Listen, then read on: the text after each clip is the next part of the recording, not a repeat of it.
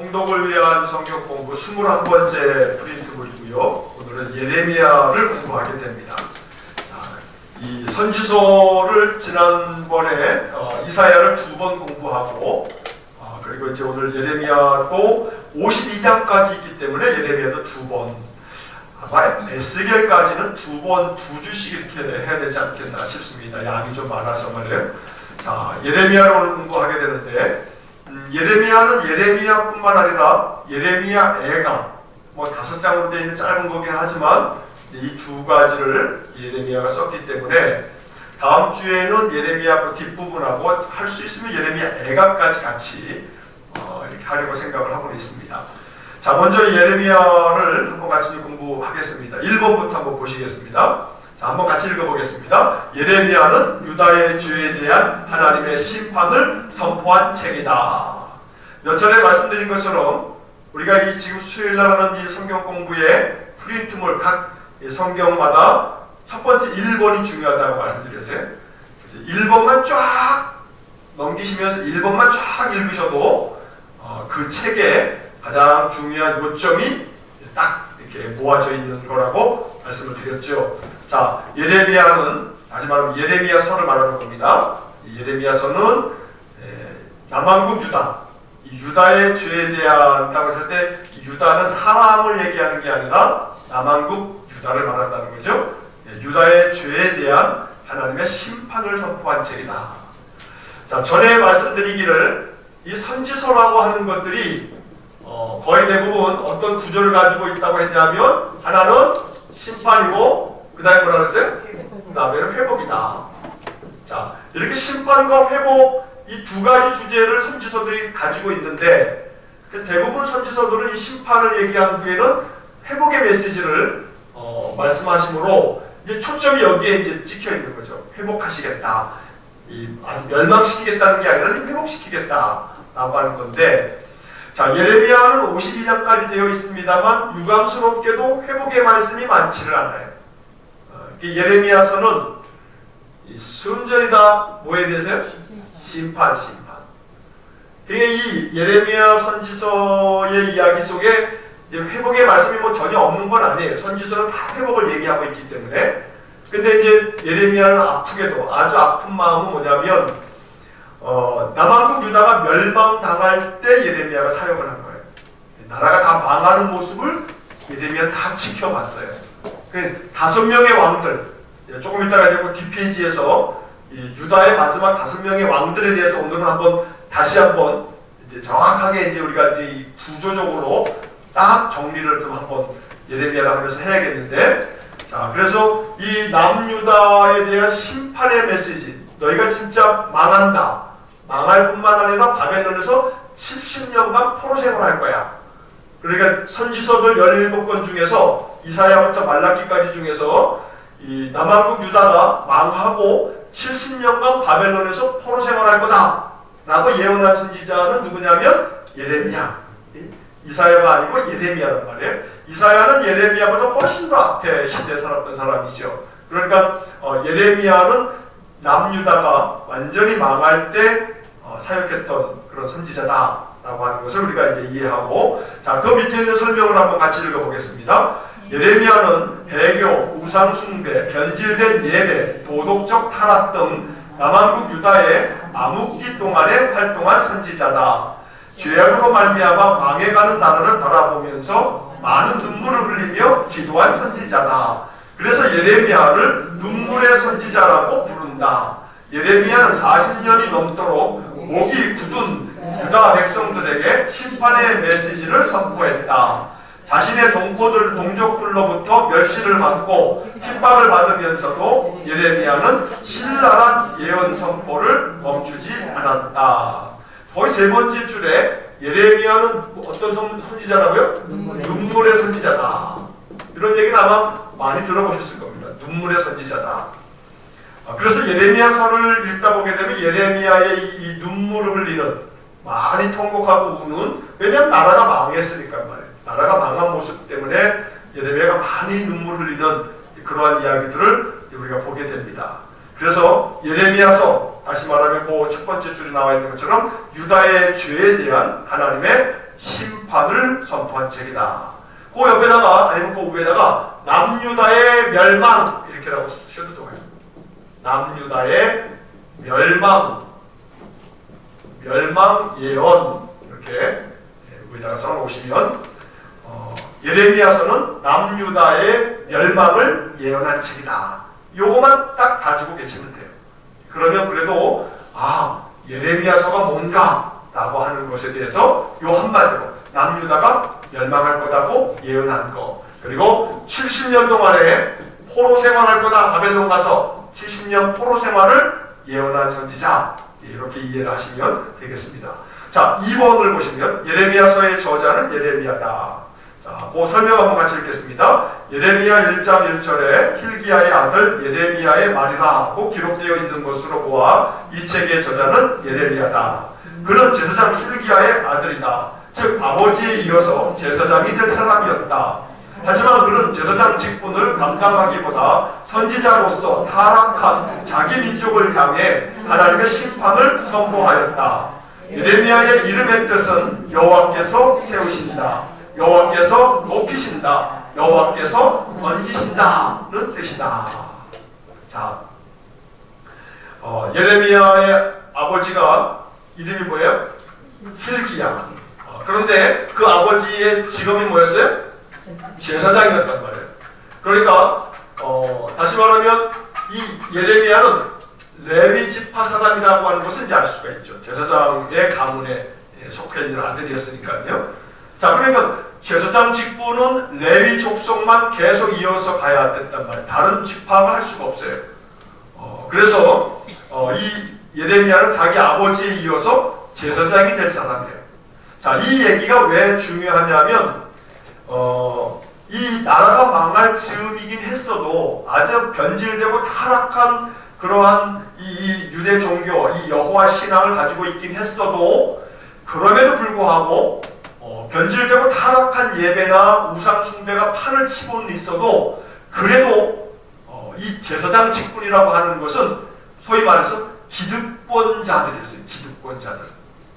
제사장 직이라고 하는 것은 마치 아주 종교가 타락한 시대에 소위 말해서 중세 시대에 로마 가톨릭 교회 교황은 종교적으로는 영적으로는 굉장히 어두웠던 그 암흑기였긴 했지만 이 교황의 권세는 하늘을 그냥 찌를 만큼 막강한 권세였단 말이에요. 나라의 황제까지 그냥 다 갈아치울 만큼의 권세가 있었던 것이 중세 교황의 권력이었거든요. 그러니까 이 어둠의 시대에, 악한 시대에 이 종교 지도자의 제사장이 힘이 없을 것 같긴 했지만 그럼에도 불구하고 이 제사장이라고 하는 것은 타락을 하긴 했어도 그럼에도 불구하고 이 제사장에 대한 이 기득권은 여전히 있었던 그러한 시대였어요. 그러니까 어찌 보면 예레미야는 그냥 편하게 아버지 제사장이 이어서 제사장 돼가지고 편하게 그냥 살아갈 수 있었던 사람이에요. 평생을 그냥. 그럼에도 불구하고 하나님께서 예레미야를 선지자로 불러서 이 유다 백성들이 하나님께로부터 심판받을 거라는 얘기를 평생 하다가 예레미야는 죽었어요. 고통을 많이 당했어요. 감옥에도 갇히고 매도 맞고 많은 고난을 겪었어요. 그래서 구약의 선지자들 중에 가장 예수님을 닮은 선지자를 꼽으라 라고 한다면 예레미야를 꼽기도 해요. 예레미야야말로 예수님의 모습을 가장 많이 닮은 선지자다 라고 그렇게 이야기를 하기도 해요.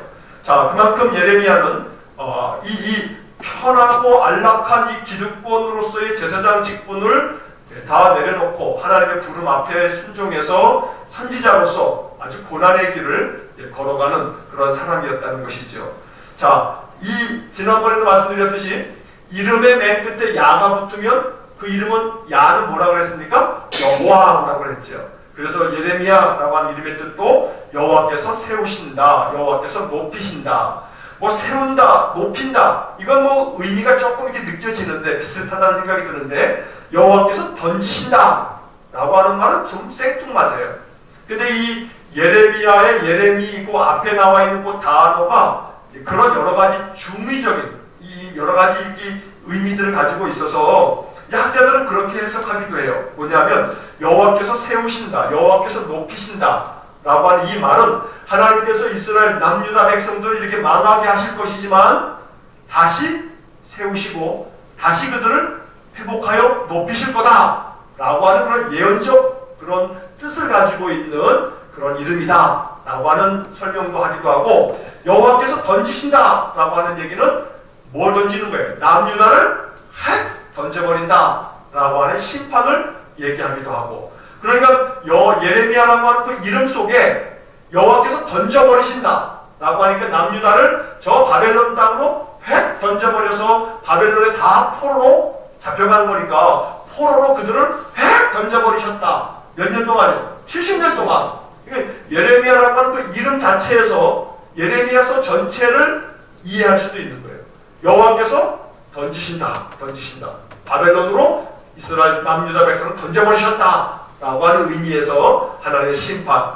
그러나 그들을 70년이 지난 다음에 다시금 회복시키셔서 그들을 다시금 세우신다, 다시금 그들을 높이신다 라고 하는 의미에서 남유다 백성들에 대한 회복을 예언하고 있는 그러한 이름이라고 말할 수가 있는 것이죠. 그래서 예레미야라고 하는 그 이름 자체만으로도 예레미야서는 이런 의미를 가지고 있다 라고 하는 커다란 어떤 메시지를 우리가 이제 알아차릴 수가 있는 겁니다.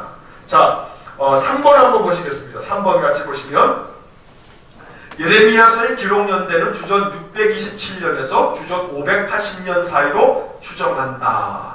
요시야 왕 통치 13년에 예레미야가 이제 부름을 받아서 사역을 시작하게 되는데, 남유다가 다 망하는 것, 주전 586년에 망한 것까지 다 기록되어져 있고, 그래서 그 이후의 이야기를 볼 때 바로 요 시기, 주전 627년에서 580년, 그럼 지금으로 거슬러 올라가도 거의 좋기 2600년 전이다 라고 얘기하면 되는 거예요. 2600년 전에 예레미야가 활동을 했다 라고 생각하시면 됩니다. 자, 뒷페이지에 보시게 되면 예레미야의 특징, 예레미야서 이 52장으로 되어 있는 예레미야는 첫째는 연대 순서로 기록된 게 아니에요. 그래서 예레미야가 아주 복잡하고 어렵게 느껴져요. 이 얘기 저 얘기가 막 왔다 갔다 하는데 왕들도 막 뒤죽박죽이에요. 그러니까 막 헷갈리는 거예요. 자, 그래서 그 밑에 보시게 되면 유다의 마지막 왕들의 순서를 따라서 예레미야를 재배열하게 되면 그 옆에 가로에다가 장수를 써놨는데, 처음에는 요시야 왕부터 시작이 돼가지고 시드기야 왕까지 바로 이 예레미야가 활동을 하고 그 이후에도 활동을 했는데, 자, 그 순서대로 요시야, 여호와하스, 여호야김, 여호야긴, 시드기야, 그다랴, 이렇게 여섯 명이죠. 그다랴라고 하는 것은 사실은 왕은 아니고 유다의 마지막 왕이 시드기야가 눈이 뽑힌 채로 그냥 질질 끌려가지고 바벨론으로 잡혀가고 난 다음에 이 유다의 이 귀족 과문 중에서 그다랴라고 하는 사람을 유다의 총독으로 이 느부갓네살 왕이 세워놨어요. 왕은 아니지만 마지막 그런 어떤 유다의 지도자로 이 그다랴라고 하는 사람이 이야기가 나오는 게 이 예레미야 40장부터 44장까지 나온다는 거예요. 그러니까 여러분들은 그냥 이 복잡한 얘기를 다 그냥 기억하실 필요 없어요. 그냥 요시야, 여호와하스, 여호야긴, 여호야긴, 시드기야, 그다랴, 이러한 사람들이 다스렸던 때의 이야기구나 라고 이렇게 이제 이해하시면 되는데, 지금 보시는 것처럼 장이 왔다 갔다 하죠. 1장부터 6장까지는 요시야가 나오다가 그 다음에 7장부터 20장까지는 여호야김이 나오고, 그리고 난 다음에 21장 어디 갔어요? 22장에 넘어가면 여호와하스가 나오고, 그래서 이 뒤죽박죽 이 순서가 연대순이 아니다는 거, 그렇게만 이제 먼저 알고 계시면 되겠고, 자, 시대 배경은 첫째는 그 첫 줄이 이제 중요해요. 첫째, 시대 배경의 첫 번째 줄 한번 밑줄을 쫙 그으시면서 읽어보겠습니다. 예레미야는 스바냐, 하박국, 다니엘, 그리고 에스겔 등과 동시대인이었다. 스바냐, 하박국, 다니엘, 에스겔, 또 예레미야, 이렇게 같은 시대를 살았던 사람들이다. 이거를 우리가 좀 이렇게 참고적으로 알고 계시면 나중에 하박국, 스바냐, 다니엘, 에스겔 공부를 할 때 조금 더 이해할 수 있는 그런 폭이 생깁니다. 자, 유다의 마지막 선한 왕, 유다의 마지막 선한 왕이에요. 우리가 이 성경 목록가를 쭉 부르면서 그 목록가 그 악보에서 마지막 그 십자가 표시되어 있는 선한 왕이 요시야 왕이에요. 요시야 왕. 자, 이 요시야 왕서부터 시작해가지고 이 유다의 마지막 왕이 시드기야까지 왕들의 이야기가 이 예레미야서에 다 나오고 있어요. 자, 그러면 이제 여기 쭉 글들이 이렇게 있습니다만 이렇게 정리를 한번 하시면 좋겠어요.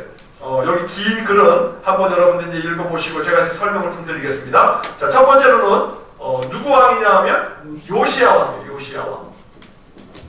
자, 이 요시야 왕은 유다의 마지막 선한 왕이에요.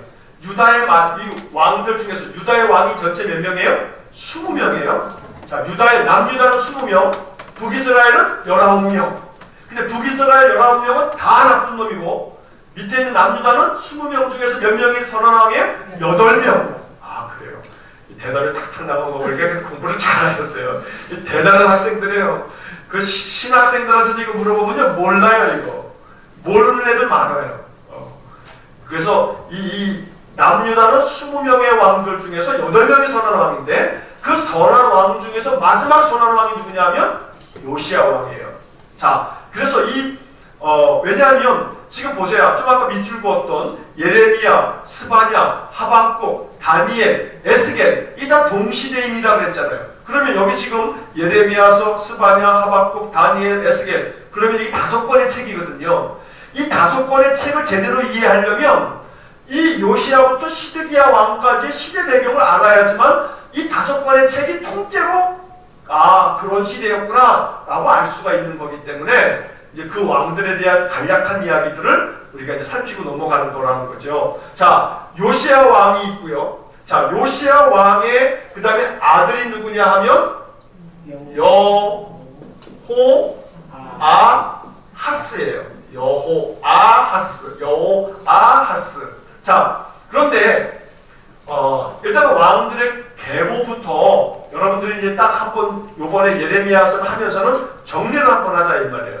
왜냐하면 열왕기 하를 하면서 왕들이 쫙 나오고 역대기를 하면서 왕들이 나왔지만 그때는 왕들이 그냥 쫙쫙쫙쫙 지나가기 때문에 그거 다 그것까지 공부할 필요는 없고 이 요시야 이후서부터 나라가 망할 때까지에 대한 것만 조금 알면 선지서들의 많은 부분이 이 시대에 쓰여졌기 때문에 요거는 정리하자는 이야기입니다. 자, 아이고야, 여백이 없구나. 여백이 없어서 여러분들 맨 뒤에 조금 여백이 있어요. 8페이지에 조금 여백이 있는데 이 8페이지의 여백을 지금 7, 8이라 생각하셔서 요시야를 이쪽 끄트머리에다 써놓고 이 여백만큼 요게 여백이다 생각하시고 위치를 그 정도에 잡아놓고서 한번 써보세요. 자, 여호아하스 요게 아들이에요. 아들. 자, 요시야의 아들이 여호아하스예요. 자, 그런데 이 여호아하스 다음에 누가 왕이 되냐 하면 그 다음에는 여호야김이 돼요. 여호야김이 돼요. 여호야김. 자, 그런데 이게 옆으로 갔어요. 옆으로 갔다는 얘기는 뭐냐면 여호야김은 여호아하스의 아들이 아니고 요거는 형제예요. 형제. 여호야김이 좀 이따 말씀드리겠습니다만 여호아하스의 형이 여호야김이에요. 그래서 여호야김이 형제가 이제 왕이 되는데 그리고 난 다음에 여호야김의 아들이었던 여호야긴 이번에 여호야긴 요거는 또 이제 아들이에요. 여호야김의 아들이에요. 자, 이렇게 아들이 되고 난 다음에 그 다음에 누가 또 왕이 되냐 하면 그 다음에 시드기야가 왕이 돼요. 시드기야가. 자, 시드기야는 누구냐 하면 요건 삼촌이에요. 삼촌. 숙부란 말이에요. 숙부. 자, 그래서 지금 요 학렬을 쓴 거예요. 학렬. 그러니까 다 말하면 지금 얘네들은 다 누구의 아들이냐 하면 요시야의 아들이에요. 요시야의 3명의 아들이 다 왕이 되는 거예요. 그리고 이 여호야김의 아들 요시아의 손자 여호야김이 되는 것이고요. 그래서 이 5명의 왕들을 이 선지서들의 마지막에 이 왕들이 여러 선지서에 나오기 때문에 요건 한번 이렇게 한번 딱 정리를 한번 하고 가면 나중에 이제 구약은 조금 더 이해하기가 쉬워지기 때문에 하는 거예요. 자, 요시야 왕의 아들은 여호아하스, 글자가 제일 길어요. 여호아하스. 그리고 얘의 형이 여호야김, 김씨부터 나오는 거예요, 그냥. 자, 김씨가 나온 다음에 그 다음에 여호야김이 나오고 이게 아들이고, 다시 얘가 왕 다음에 그 다음에 누구냐면 삼촌인 시드기야가 이제 왕이 되는 거예요. 얘는 아마 막내 동생인 것 같아요, 나이로 따져보니까. 자, 이렇게 해서 이제 왕들이 되고 시드기야로서 이제 나라가 이제 망해버리는 거죠. 자, 그러면 이제 그 여백에다가 몇 가지를 더 이제 쓸 건데, 자, 요시야는 마지막 전환하는 요시야는 몇 살의 왕이 되냐면 8살의 왕이 돼요. 8세의 왕이 돼요. 자, 8살의 왕이 돼가지고 몇 년간 다스리냐면 31년간 통치돼요. 31년간. 오랫동안 통치를 했죠. 자, 이 요시야 왕은 이 율법책을 발견했어요. 율법책을 발견했다라고 하는 것은 뭐냐면, 요시야가 왕이 돼가지고 이 성전을 수리하다가 율법책을 그 성전 수리하다 그 속에 나온 거예요. 뭐 벽속에서 나왔는지 어디서 나왔는지 하여간 그 율법책이 뭐냐면 신명기서예요. 신명기서. 자, 이 신명기 율법책을 발견하고 난 다음에 요시야가 종교 개혁을 해요. 그러니까 요시야 그러면 종교 개혁을 생각하시면 돼요. 종교 개혁을 해요. 그래서 이방의 예배를 다 척결해 버려요. 그래서 요시야가 종교 개혁을 기가 막히게 잘하고 유월절도 지키고 아주 대대적인 종교 개혁을 다 내게요. 31년 동안에 정말 잘 통치를 했어요. 그런데 이 요시야 왕이 어디서 죽냐 하면 애굽과의 전쟁에서 이 요시야 왕이 전쟁에서 전사하고 말아요. 무기토라고 하는 곳에서 전쟁을 벌이다가 안타깝게도 이 요시야가 죽어요. 자, 그러면서 애굽과 싸우다가 졌다 그랬지 않습니까? 자, 그러다 보니까 이 여호아하스는 이 애굽에 의해서 이 요시야가 죽고 난 다음에 애굽 왕 바로 느고에 의해서 이 여호아하스가 이제 왕으로 등극을 하게 되는데, 그때 이 여호아하스의 나이가 몇 살이냐면 23살의 왕이 돼요. 유감스럽게도 23살의 왕이 되는데 얘는 석 달밖에 왕으로 못 있어요. 자, 석 달밖에 왕으로 못 있고, 아까 요시야가 애굽과 싸우다가 죽었다 그랬죠. 이 여호아하스는 애굽으로 잡혀가요. 애굽으로 석 달간 왕하다가 애굽으로 끌려가요. 포로로 끌려가요. 그리고 애굽에서 죽어요. 이 여호아하스가. 그 대신에 이 애굽 왕 바로 느고가 여호아하스를 쫓아내버리고 그 다음에 누구를 왕으로 세우냐면 여호야김을 왕으로 세워요.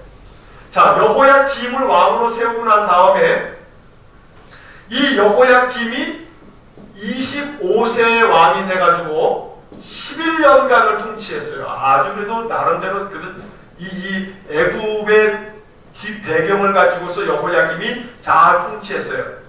자, 그런데 그러다가 여호야김이 죽고 난 다음에 여호야긴이 왕이 됐는데, 이 여호야긴은 18살의 왕이 돼가지고 얘도 역시 마찬가지로 석 달만 통치하다가 결국은 쫓겨나요. 근데 이번에는 이 여호야긴은 어디로 쫓겨나냐 하면 바벨론으로 쫓겨나요. 바벨론으로 쫓겨나고, 그리고 누구를 왕으로 세우냐면 시드기야를 왕으로 세워요. 그리고 시드기야는 21살의 왕이 돼가지고 11년을 다스려요. 자, 뭐 이 연도 같은 거는 별로 그렇게 중요하진 않지만, 결국은 지금 이 이야기는 어떤 흐름을 얘기해주고 있는 거냐면, 어느 나라 때문에, 애굽 나라하고 바벨론 때문에 결국은 이 남유다가 요시야 이후에 애굽 때문에 그냥 휘청거리고 그 다음에는 바벨론 때문에 그냥 다 휘청거리고 왕이 포로로 잡혀가고 얘네들도 포로로 잡혀가고 이 여호아스는 애굽에서 죽고 이 여호야키는 이 애굽으로 끌려갔다가 나중에 풀려는 나는데 이 시드기야는 눈이 뽑혀가지고 애굽으로 질질 끌려가고 쇠사슬에 묶여서 끌려가고 그만큼 애굽과 바벨론에 의해서 이 남유다가 그냥 완전히 묵사발이 되는 그런 시대적 배경을 가지고 있다는 거예요.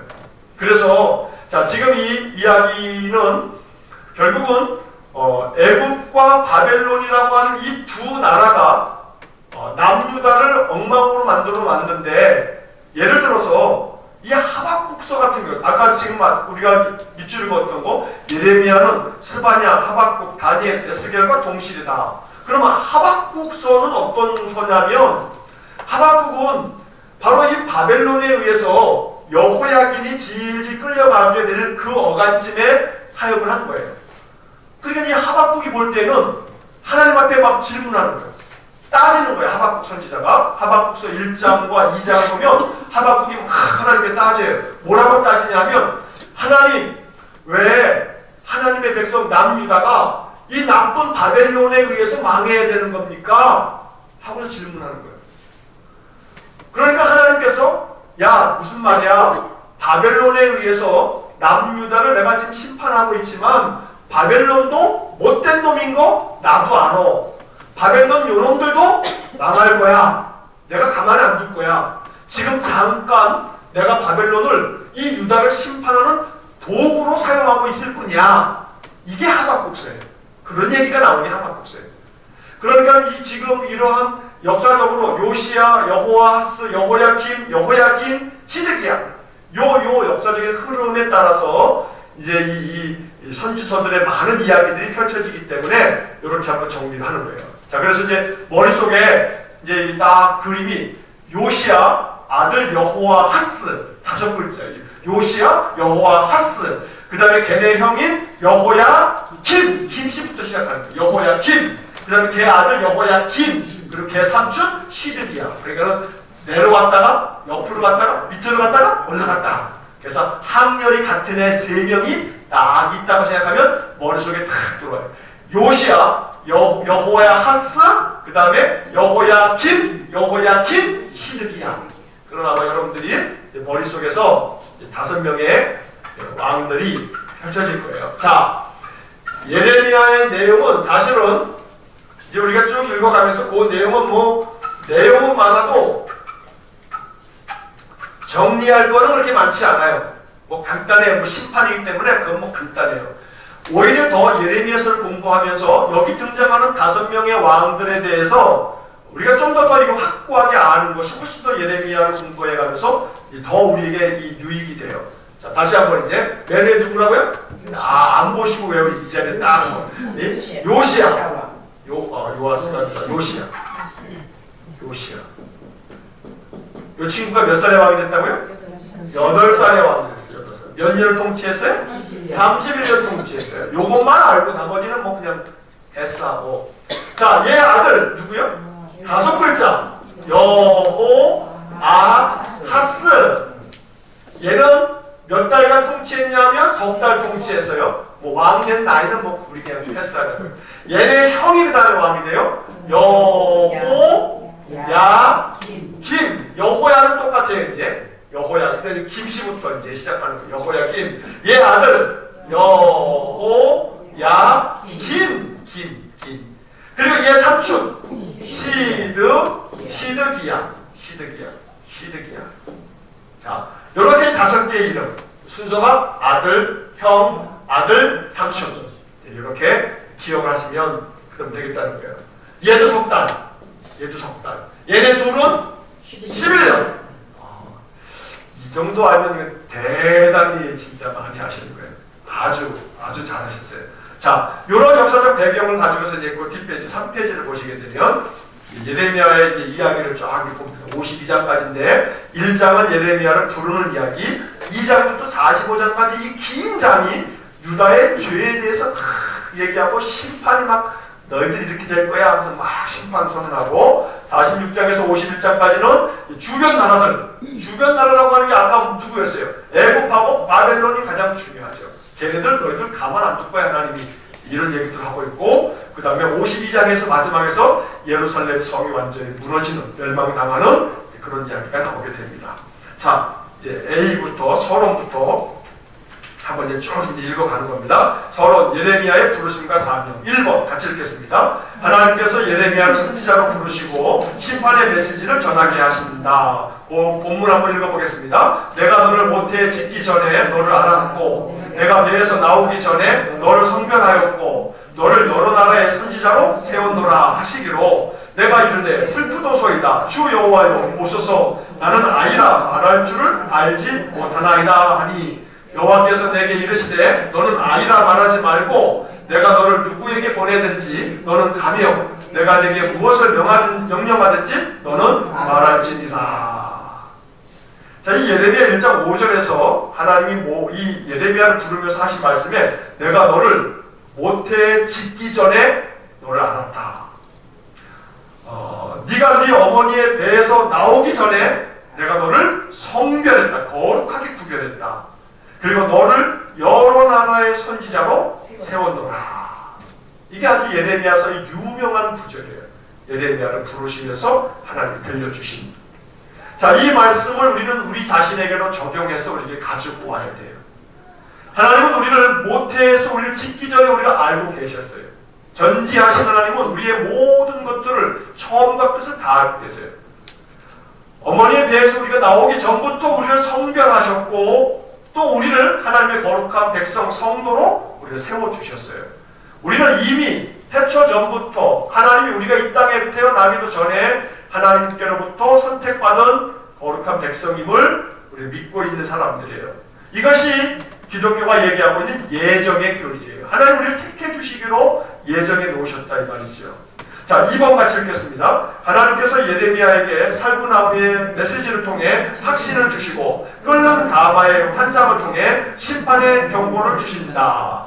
자, 이 살구나무 또 끓는 가마, 예전에 이제 새벽기도 하면서 이 설명을 다 이제 설명을 드렸었는데 이 살구나무라고 하는 것은 히브리어의 언어적 유의인 거예요.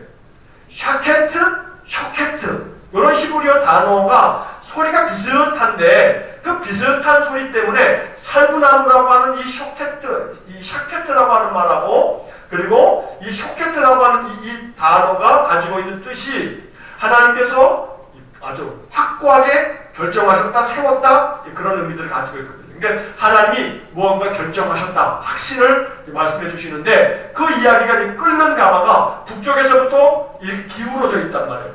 그래서 이 끓는 가마 환상은 끓는 가마를 북쪽에서 남쪽으로 왜 쏟아붓고 기울어져 있으니까 그 안에 있는 끓는 것들이 다 어디로 향하냐면 남쪽으로 향하는 거예요. 이 말은 북쪽에 있는 이 아수르 바벨론에 의해서 이 남유다가 망하게 될 것에 대한 그런 환상을 보여준 것이죠. 자, B번 유다의 죄와 심판. 이거 한번 같이 읽어보겠습니다. 밑에 설명. 이 부분에는 유다에 관한 13가지의 심판의 메시지가 나온다. 그리고 백성의 거부에 대한 예레미야의 개인적인 갈등이 묘사되고 있다. 백성을 위로하고 예루살렘의 회복에 관한 메시지가 뒤따르고 마지막으로 바벨론에게 패망한 유다에 관해서 기록하고 있다. 자, 그래서 이제 그 이야기가 쭉 펼쳐지는데 오늘은 그 앞부분에 이제 25장까지의 13가지의 심판 메시지에 대한 부분만 오늘 정리를 하는 겁니다. 자, 1번 예레미야는 유다에 관한 13가지의 심판의 메시지를 전합니다. 자, 4페이지로 넘어가시면 자, 1번 예레미야의 첫 번째 설교 그 옆에 보게 되면 뭐라고 되어 있냐면 고의적인 범죄. 남유다 백성들이 자기도 모르는 사이가 아니라 알고 있으면서도 고의적으로 범죄한 것에 대해서 이 예레미야가 막 책망하는 겁니다. 자, 동그라미 1번 같이 읽겠습니다. 예레미야는 유다의 고의적 범죄를 결혼 비유를 사용하여 고발한다. 본문 읽겠습니다. 가서 예루살렘의 귀에 외칠지니라. 여호와께서 이와 같이 말씀하시기를 내가 너를 위하여 내 청년 때의 인애와 내 신혼 때의 사랑을 기억하노니 곧 씨 뿌리지 못하는 땅 그 광야에서 나를 따랐음이니라. 자, 이 이야기는 씨 뿌리지 못하는 땅 그 광야에서 나를 따랐다. 요 얘기는 출애굽할 때를 얘기하는 거예요. 그러니까 이게 지금 이스라엘 백성들하고 하나님 사이를 그 결혼한 부부처럼 얘기를 하는 건데, 연애할 때가 언제냐 하면 바로 이스라엘 백성들을 애굽에서 데리고 나올 때, 그때서부터 이제 하나님이 이스라엘 백성들을 구원하시는 이야기이기 때문에 너의 청년의 때의 그 인애, 그 사랑을 얘기하는 거거든요. 너의 신혼 때의 사랑. 이 말은 하나님께서 이스라엘 백성들 조상들을 얼마나 사랑했는지, 그렇게 사랑해서 그들을 하나님의 신부로 맞아들였는데 요놈들이 하나님을 배반하고 온갖 우상들을 섬기게 됐다는 이야기를 하고 있는 것이죠.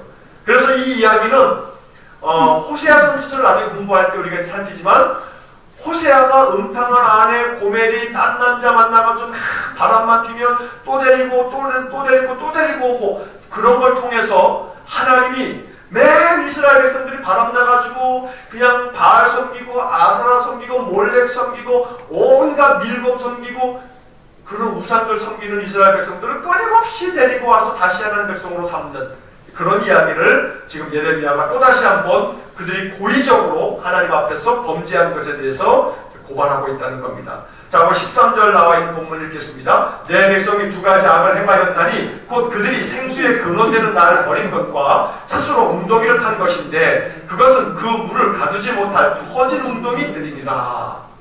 생수의 근원이 되는 여호와 하나님을 어떻게 했다고요? 버렸다는 거예요. 버렸다고요. 이것이 예레미야가 지금 남유다 백성들에게 선포하고 있는 설교예요. 설교. 너희가 생수의 근원이신 하나님을 버렸다 라고 말하고 있어요. 자, 동그라미 1번. 예레미야는 북왕국 이스라엘의 패망을 예로 들어 유다에게 경고를 한다. 8절 한번 읽겠습니다. 내게 패역한 이스라엘이 간음을 행하였으므로 내가 그를 내쫓고 그에게 이혼서까지 주었으되 그의 반역한 자매 유다가 두려워하지 아니하고 자기도 가서 해노함을 내가 보았노라. 지금 하나님이 유다 백성들에게 얘기하는 거예요. 야, 이놈들아, 너희들 그 위에 북쪽에 있는 북이스라엘이 결국은 간음을 행해가지고 그놈들 다 망했는데, 여기서 간음이라고 하는 게 뭐예요? 이게 영적 타락을 얘기하는 거예요. 우상 섬기고, 하나님 놔두고 바람난 이 아내처럼 우상 섬기기 때문에, 그래서 이 북이스라엘이 그 간음함으로 말미암아 내가 그들을 다 쫓아내버리고 이혼증서까지 써가지고 그놈들 다 망하게 만들었다고. 이혼서를 써줬다는 것은 부부가 이혼서까지 딱 써줬으면 이제 뭐예요? 끝났다 이 말이에요. 남이라 이 말이에요. 북이스라엘을 이렇게 완전히 남처럼 완전히 망하게 했다 그 말이죠. 그런데도 불구하고 자매인 이렇게 반역해서 망해버린 이 북이스라엘을 보면서도 이 여동생인 남유다 니네가 깨닫지 못하는구나. 언니가 바람나서 가늠해가지고 망해서 쫓겨났으면 여동생 너도 좀 잘 봐야지. 너까지 그렇게 하면 어떡하니? 이게 지금 그 얘기인 거예요. 그 간음은 이 남유다도 결국은 우상 섬기고 하나님 버렸다. 이제 그것을 지금 예레미야가 책망하고 있는 거죠. 자, 2번 예레미야 두 번째 설교는 유다의 임박한 심판, 너희들 하나님의 심판이 임박했다. 이 얘기를 설교를 6장까지 하고 있는 겁니다. 자, 동그라미 1번 같이 읽어봅니다. 예레미야는 임박한 심판을 경고하며 그에게는 촉구한다. 14절 읽겠습니다. 예루살렘아, 내 마음의 악을 씻어버리라. 그리하면 구원을 얻으리라. 내 악한 생각이 내 속에 얼마나 오래 머물겠느냐. 자, 이렇게 조금씩 구원, 회복을 선포하고 계세요.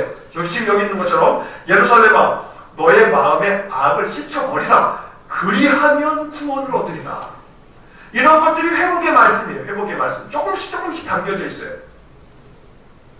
자, 너의 악한 생각이 네 속에서 얼마나 오래 머물겠느냐. 이 구절은 유다에게 대한 말씀이지만 오늘 우리들이 마음속에 항상 듣고 있어야 될 하나님의 음성인 거예요. 내 마음속에 하나님은 이렇게 말씀하시는 거예요. 아무개 집사야, 아무개 권사야, 아무개 목사야, 너의 마음속에 악한 생각이 왜 네 속에서 이렇게 오랫동안 머물고 있느냐 하고 야단치시는 거예요. 부정적인 생각, 원망하는 생각, 미움의 생각, 낙담하는 생각, 마음의 용기를 다 잃어버려가지고 모든 것들에 대해서 다 내려놓는 그런 사탄이 주는 그런 생각들이 왜 네 속에서, 네 마음 속에서 그토록 오래 머물게 내버려 두냐. 결국은 이 악한 생각이라고 하는 것은 여러 가지 의미에서 하나님께서 원하지 않는 생각들, 이게 다 악한 생각인 거죠. 그런 생각들이 왜 네 마음속에서 그렇게 얼마나 네 속에 오래 머물겠느냐, 왜 그거 오래 머물게 내버려 두냐 라고 책망하는 건데, 이 말씀들을 우리가 들어야 할 그런 메시지인 거죠. 자, 동그라미 2번. 예레미야는 유다의 죄악을 열거하며 심판의 이유를 설명한다. 설명 읽겠습니다. 그들은 하나님을 저버리고 거짓 신들에게 맹세를 했다. 부와 권력을 가진 사악한 사람들이 가난한 자들을 착취했다. 고아와 가난한 자들을 도와주는 것을 거절했다. 예언자들은 거짓을 예언했고 제사장들은 권위로 그들을 지배했다. 그 마지막 말에 제사장들은 권위로 그들을 지배했다. 자칫 잘못했으면 예레미야가 이 꼴이 될 뻔했다 이 말이에요. 예레미야가 제사장이었거든요. 그 아버지 때문에 자기도 제사장이 될 사람인데 그렇게 제사장들과 예언자들이 거짓 예언하고 아주 권위를 가지고 기득권을 가지고 백성들을 아주 나쁘게 만드는 그런 짓들을 했단 말이죠. 그래서 하나님이 심판하시겠다고 이야기를 하세요. 지금 이 설명은 이 5장에 나와 있는 그 이야기들을 이렇게 지금 정리를 하는 거예요. 내용을 읽어보시게 되면 그런 내용들이 쫙 나오는 거죠. 3번. 예레미야는 불가피한 예루살렘의 심판을 외친다. 자, 3번. 세 번째 설교는 예배의 타락, 예배가 타락된 것에 대해서 예레미야가 아주 질타를 해요. 자, 5페이지를 보시겠습니다. 5페이지 1번 같이 읽겠습니다. 예레미야는 유다의 외식적인 종교 행위와 비윤리적인 행동에 대해 메시지를 외친다. 10절 읽겠습니다. 내 이름으로 일컬음을 받는 이 집에 들어와서 내 앞에 서서 말하기를 우리가 구원을 얻었나이다 하느냐. 이는 이 모든 가증한 일을 행하려 함이로다. 내 이름으로 일컬음을 받는 이 집이 너희 눈에는 도둑의 소굴로 보이느냐. 뭐라 나 곧 내가 그것을 보았노라. 여호와의 말씀이니라. 이스라엘 백성들이 유다 백성들이 성전에 와가지고 예배는 아주 재물 갖다가 바치면서 막 성대하게 예배를 했지만 하나님이 볼 때에는 가난한 자를 돌아보지도 아니하고 우상에게 절하는 것을 여전히 행하면서 예배당에 나와서만 여호와 섬기는 척 했기 때문에 그 가증한 일들에 대해서 책망하고 있는 겁니다. 자, 2번.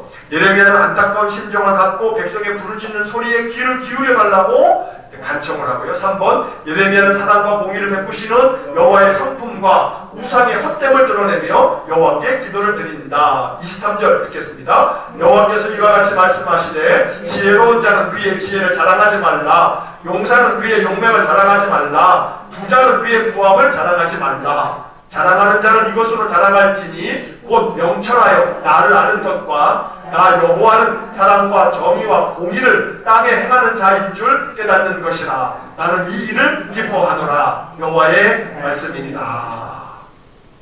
다시 말하면 똑똑한 거 자랑하지 마. 너 힘센 거 자랑하지 마. 너 돈 많은 거 자랑하지 마. 그거 다 쓰잘데기 없는 것들이야.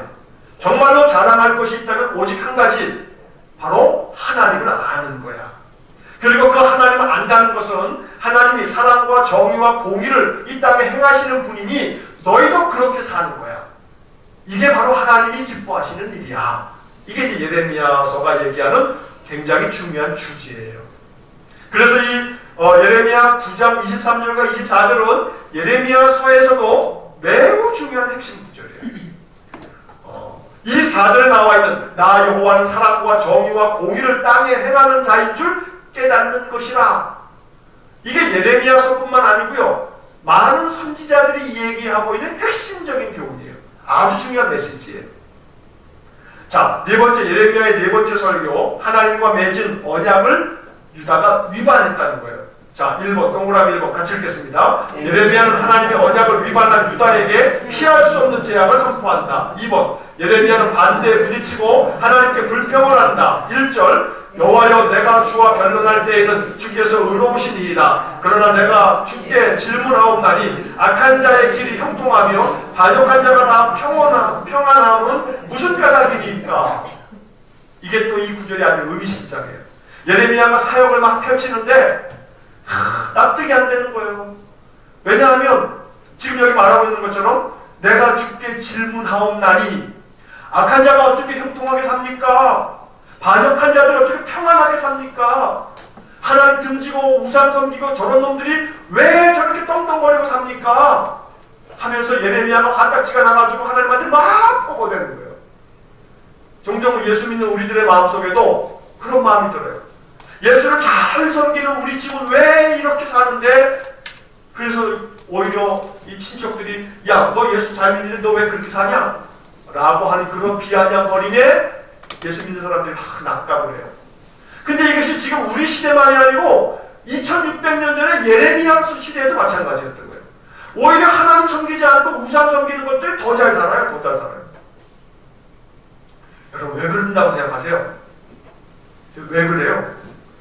그러니 예레미야도 그걸 질문하죠. 내가 주께 질문하옵나니. 예레미야도 그게 아주 속상해가지고 막 질문하는 거예요. 가만히 예레미야서를 전체적으로 딱 놓고 볼 때 이게 사실은 다른 선지서들도 그런 얘기들 많이 하거든요. 그러면 그게 왜 그럴까? 우리가 그걸 알아야 돼요. 예수님께서 요한복음 이 복음서에서 뭐라고 말씀하셨어요? 부자가 천국에 들어가는 게 쉽대요, 어렵대요? 얼만큼 어렵대요? 낙타가 바늘구멍 들어가는 것보다 어렵대요. 그러니까 하나님 섬기지 않는 자들 떵떵거리고 형통하고 부하게 살면 살수록 그들은 그 부함과 그 떵떵거리는 권세 때문에 하나님 더 믿고 싶겠어요? 안 믿고 싶어요. 믿을 필요가 없어요. 왜? 내 권력, 내 지식에 가지고 있는 이 명예, 내 가지고 있는 이 돈, 이것 가지고 살아가느라고 하나님 없어도 되거든요. 그러니까 이 땅에서 그런 형통함과 그런 평안함과 떵떵거리고 살 만큼의 권력과 재산은 우리가 그걸 알아야 돼요. 그게 하나님의 심판의 도구다. 그게 하나님의 심판의 도구. 왜? 하나님을 찾지 못하게 만드는. 그러니까 하나님 찾지 못하게 만드는 하나님의 방법일지도 모른다라고 우리가 선지서들을 통해서 우리가 이제 그걸 봐야 되는 거예요. 그러니까 악한 자들을 하나님께서 심판하시려거든 일찌감치 심판하시 이 땅에서. 이 땅에서 심판하시지. 자, 이 땅에서 심판하면 우리 마음은 더 아주 이 원통 분통이 다 해결되고 유쾌해져. 얼마나 해피해지는지 몰라. 근데 여러분 그걸 아셔야 돼요. 그 악한 자들에 대한 심판을 너 더 잘 먹고 잘 살아라. 그리고 나한테 돌아오지 마. 이게 더 무서운 심판이에요. 너 잘 먹고 잘 살아라. 그리고 나한테 돌아오지 마. 너 못된 놈. 그래, 내가 너한테 더 잘 먹고 잘 살 수 있도록 내가 더 좋은 거 많이 주마. 왜? 너 이거 주면 너 나한테 안 돌아올 거야. 그래, 너 한번 마음껏 살아봐. 이게 선지서들을 가만히 보면 이 예레미야가 내가 주께 질문하옵나니 악한 자의 길이 어떻게 형통하고 반역한 자가 어떻게 다 평안하게 삽니까? 그 까닭이 뭡니까? 그게 심판이야 라고 하는 메시지가 그 속에 숨겨져 있는 거라는 거죠. 그러니까 그 세월이 긴 것 같지만 길어야 100년도 안 되는 인생이란 말이에요. 길어야 100년도 안 돼요. 길어야 100년도 지나지 않은 그 인생이 딱 끝나는 순간에 하나님의 심판이 있음을 믿지 않고 받아들이지 않는 자들에게는 어쩔 수가 없어요. 어쩔 수가 없어요. 지혜로운 자들은 그걸 깨닫는 거예요. 지혜로운 자들은. 여러분 도박사들은요 10% 20%가 된다 그러면은 그냥 무조건 콜해요. 10% 20%만 되고 말해요. 근데 세상 바보들은 똑똑하다고 하는 이 헛똑똑이들은 50%의 확률인 것을 그렇게 내팽개쳐. 왜 50%라고 얘기하냐면 천국이 있냐 없냐? 그 몇 프로예요? 50%예요. 있든지 없든지 50%예요. 만약에 없으면 그냥 없으면 뭐가 해인데? 뭐가 해로움이 돼? 없으면. 내가 인생을 살아가면서 하나님의 법을 따라서 진실과 정직으로 또 아름답게 선과 덕을 행하면서 사람 가운데서 산다면 고상한 인격으로 산 것이고 천국이 없다면 말이에요. 만약에 있다면 그 대박이지. 그러면 없어도 우리의 인생은 그런 가치를 가지고 복되게 우리가 참 이 고상한 인생을 살아가는 것인데 분명히 성경에 약속된 말씀을 믿고 만약에 있다면 그 50% 확률인데 말이에요. 근데 이 어리석은 인생들은 그 어마어마한 50% 확률인데도 안 걸어. 인생을 안 걸어요. 그걸 가만히 보면 그 인생 안 거는 것은 그만큼 그게 뭐다? 그게 심판이다 이 말이에요. 뻔히 보이는 50% 확률인데 50% 확률인데도 거기다가 자기의 마음을 안 쏟아부어 그것은 결국은 우리가 선지서들을 공부할 때 선지서는 사실은 읽기도 어렵지만요, 읽고 싶지도 않아요. 왜냐하면 매일 뭐가 나오니까요. 심판, 아주 저주, 재앙 이런 것만 나오니까 읽고 싶지 않다 이 말이에요. 그런데 오히려 선지서를 꼼꼼히 잘 읽다 보게 되면 거기에 굉장히 숨겨져 있는 보화가 담겨져 있어요. 우리는 그 보화를 이 선지서들 속에서 지금 예를 들어서 이 12장 1절의 말씀에서 예레미야의 질문을 가만히 보면서 이게 우리가 그동안에 궁금했던 거거든요. 근데 그런 것들에 대해서 하나님은 예레미야서 전체를 통해서 이 설명을 해가고 있어요. 그 설명은 다른 게 아니라 내가 그들을 다 심판할 거야.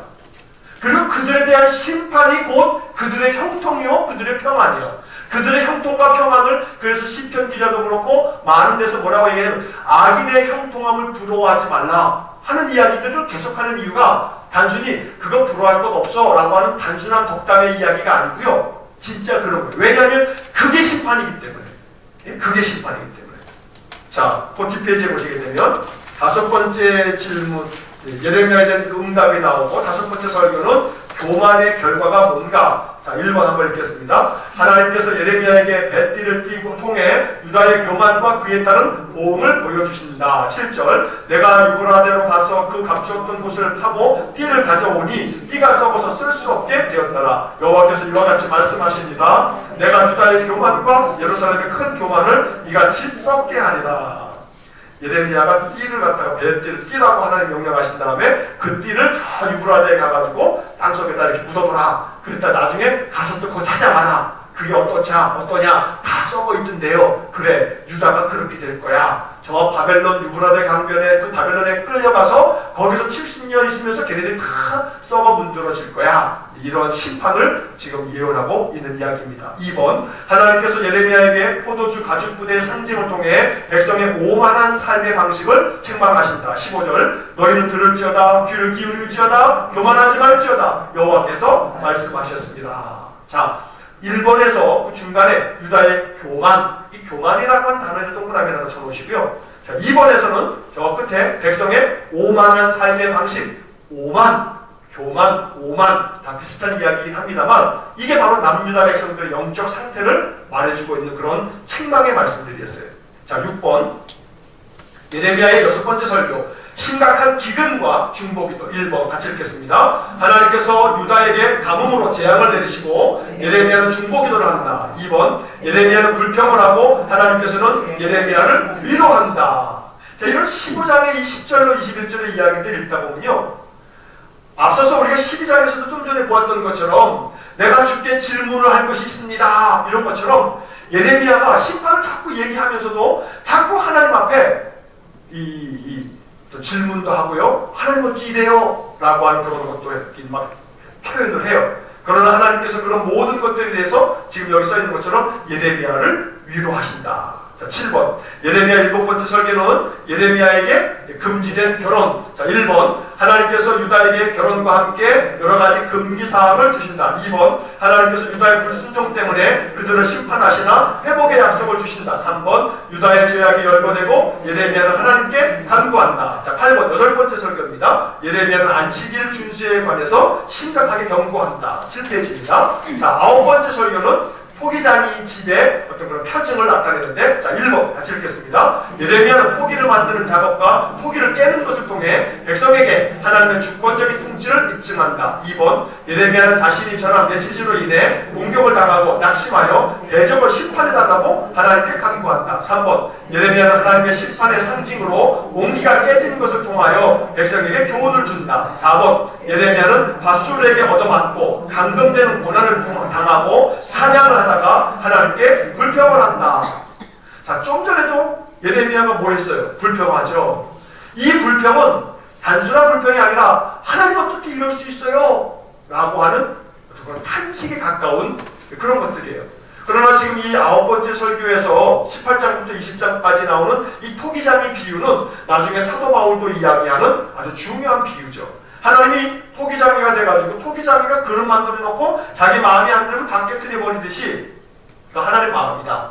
남유다도 그렇게 다 깨트려 버릴 거다 라고 하는 심판을 비유적으로 말하고 있는 겁니다. 자, 10번, 10번째 설교. 유다 왕들에 대한 메시지가 전해집니다. 1번부터 읽겠습니다. 예레미야는 시드기야에게 예루살렘에 임한 재앙의 메시지를 전한다. 2번, 예레미야는 살룸이 포로로 끌려갔다가 결코 돌아오지 못할 것을 예언한다. 3번, 예레미야는 여호야김의 탐욕에 대하여 심판의 메시지를 전한다. 4번, 예레미야는 고니야의 자손이 유다의 보좌에 앉지 못할 것이라고 예언한다. 5번, 예레미야는 미래의 왕, 의로운 왕 메시아에 대해 예언한다. 자, 여기서 시드기야 나오죠. 1번. 그 다음에 살룸이라고 나오는데 요 살룸이라고 표현되어 있는 이야기는 예레미야서에서는 살룸이라고 나와요.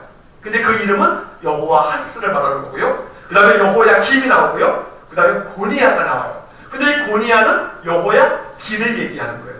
자, 이렇게 유다의 왕들에 대해서 심판이 선포되고 있고, 그러면서 마지막 23장에서는 장차 메시아가 올 거다 하는 말씀을 하고 있어요. 자, 11번째 설교는 유다의 거짓 선지자들에 대해서 죄를 묻는 그런 심판이 나오고요. 마지막 페이지입니다. 자, 거기 맨 위에 11절 한번 읽겠습니다. 여호와의 말씀이니라 선지자와 제사장이 다 사악한지라 내가 내 집에서도 그들의 악을 발견하였노라. 32절 여호와의 말씀이니라 보라 거짓 꿈을 예언하여 이르며 거짓과 헛된 자만으로 내 백성을 미혹하게 하는 자를 내가 치리라. 내가 그들을 보내지 아니하였으며 명령하지 아니하였나니 그들은 이 백성에게 아무 유익이 없느니라. 여호와의 말씀이니라. 누가 그렇다는 거냐면 선지자와 제사장들이. 안타까운 것은 이 예레미야가 얘기했던 2600년 전의 이 이야기가 마치 오늘날 중세시대 중세교회들도 그랬지만 오늘날 이 현대교회도 지금 이러한 모습을 띠고 있어서 우리는 굉장히 많이 아픈 마음으로 예레미야처럼 눈물로 기도하지 않으면 안 되는 시대를 살고 있는 거예요. 교회가 굉장히 커지니까 그 교회가 마치 내가 만들어 놓은 것처럼 내 아들에게 물려주려고 하고 또 온갖 일탈, 온갖 범죄를 행하고 지금 최근에 두루밍 범죄 이런 거 보면 도대체 이 선지자와 제사장 노릇을 해야 할 사람들이 선지자와 제사장이 다 사악하다. 내 집에서 그들이 악을 행하는 그 악이 발견됐다 라고 말하는 2600년 전의 예레미야의 이 예언의 말씀들은 오늘날 이 현대교회가 가지고 있는 이 심한 이 타락과 이 부패를 고스란히 말해주고 있는 그런 본문의 말씀이기도 하다는 것이죠. 자, 12번째 설교는 하나님께서 예레미야에게 무화과 두 광주리의 환상을 보여줌으로써 유다의 귀환과 멸망에 대한 메시지를 전한다. 2절 한번 읽겠습니다. 한 광주리에는 처음 익은 듯한 극히 좋은 무화과가 있고 한 광주리에는 나빠서 먹을 수 없는 극히 나쁜 무화과가 있더라. 자, 이렇게 하나님께서 이 한 광주리는 좋은 무화과, 한 광주리는 나쁜 무화과. 자, 이 이야기는 유다 백성들이 한 광주리는 바벨론의 포로로 잡혀가서 거기서 70년을 보내면서 하나님 섬기는 마음을 다시 갖게 되어져서 그들은 좋은 무화과라고 얘기하는 거고, 남유다에 그저 머물러 남아있으면서 그냥 온갖 악을 행하면서 바벨론하고 짝짝꿍이 되어 있는 이 못된 놈들은 결국은 나쁜 무화과로 이놈들은 또다시 심판을 받을 거다 라고 하는 이야기를 말씀하시는 겁니다. 자, 13번째 설교는 하나님께서 예레미야를 통해서 70년의 바벨론 포로 생활에 대해서 메시지를 전한다. 자, 마지막으로 11절 같이 읽겠습니다. 이 모든 땅이 폐허가 되어 놀랄 일이 될 것이며 이 민족들은 70년 동안 바벨론의 왕을 섬기리라. 예레미야가 이미 예언을 다 해놨어요. 70년간 이 바벨론에게 포로가 되어서 바벨론 왕을 섬길 것이라고. 그리고 이 예레미야 예언 그대로 남유다는 바벨론의 포로로 잡혀갔다가 70년이 지난 다음에 바벨론이 페르시아에 의해서 망하면서 귀환하게 되는 그런 역사를 보게 됩니다. 자, 그래서 이 예레미야서는 결국은 남유다의 멸망을 예언한 책이라고 생각하시면 되겠고, 예레미야라고 하는 이름 자체가 가지고 있는 뜻을 통해서 예레미야서의 전체적인 그런 어떤 이야기를 우리가 알 수 있다. 예레미야의 이름의 뜻이라고 하는 것은 여호와께서 던지신다, 여호와께서 세우신다 라고 하는 그러한 뜻을 여러분들이 기억하시면 되겠습니다. 자, 잠깐 기도하고 마치겠습니다.